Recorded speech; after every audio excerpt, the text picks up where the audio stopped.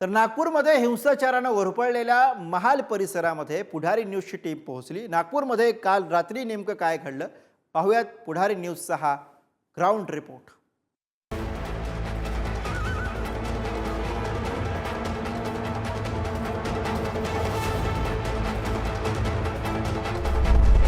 रात्री ज्यावेळेस हा संपूर्ण घटनाक्रम झाला त्यावेळेस हा नागपूरचा महालचा मेन रस्ता आहे आणि या संपूर्ण इथे दुकानं आहेत आणि हे घर आहे, हे सुनील पेशणे यांचं घर आहे। आपल्यासोबत सुनील पेशणे आहेत। दादा मला सांगा की नेमकं काय घडलेलं होतं, कटसा घटनाक्रम होता, किती वाजले होते, काय परिस्थिती? नमाज झाली त्यांचीवाली 7:15 वाजले होते। नमाज झाल्यावर ते लोक रस्त्यावर निघाले दगडं घेऊन आणि त्यांनी असं आतंक मचवला आणि धाव सुटले आणि पोलिसांवर दगडफेक केली आणि आमच्याही घरावर दगडफेक केली त्यांनी।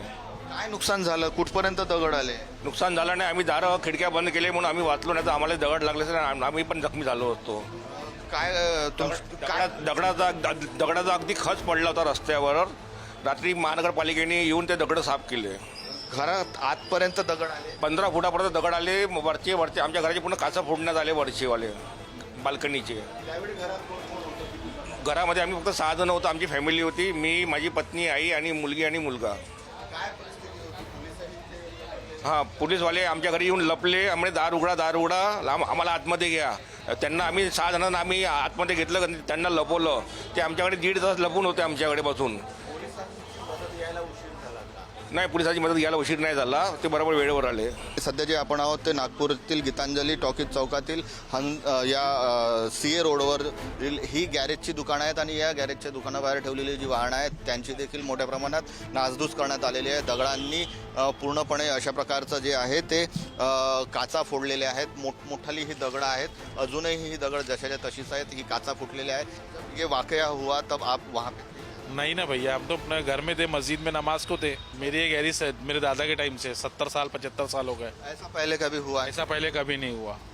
ये हमारे पड़ोसी है मुकेश, ये हम सब मैं मुस्लिम हूँ, ये हिंदू है, सब हम आजू बाजू ही रहते हैं यहाँ। हिंदू मुस्लिम भाईचारे की बहुत बड़ी मिसाल है।